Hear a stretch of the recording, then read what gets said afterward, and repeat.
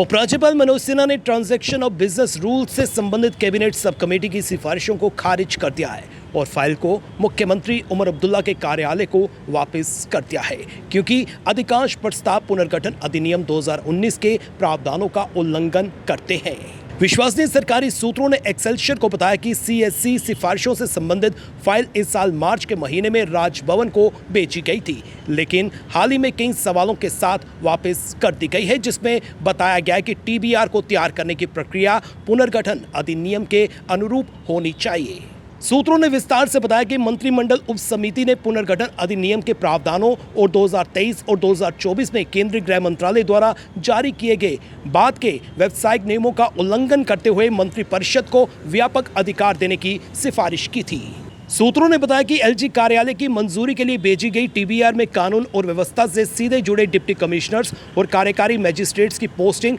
और तबादलों को भी निर्वाचित सरकार के अधिकार क्षेत्र में लाने का प्रस्ताव था, जो स्पष्ट रूप से पुनर्गठन अधिनियम के प्रावधानों का उल्लंघन है। कैबिनेट उप समिति के एक सदस्य के अनुसार उप समिति ने यह भी सिफारिश की थी कि मुख्य सचिव की मौजूदा पावर्स में भी कटौती की जाए और महत्वपूर्ण सरकारी कामकाज को उनके कार्यालय के माध्यम से न भेजा जाए।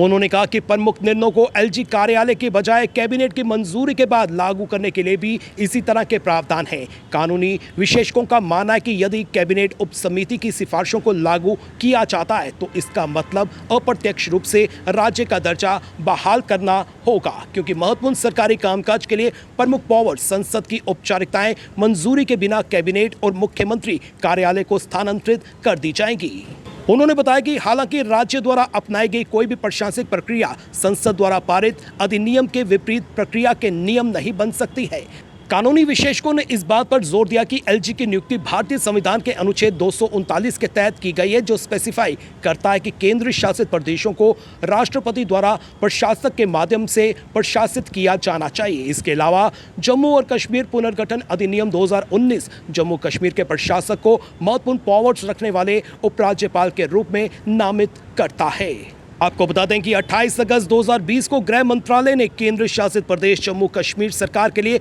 व्यापार के लेन देन के नियमों को अधिसूचित किया था और राष्ट्रपति द्वारा एक औपचारिक अधिसूचना जारी की गई थी।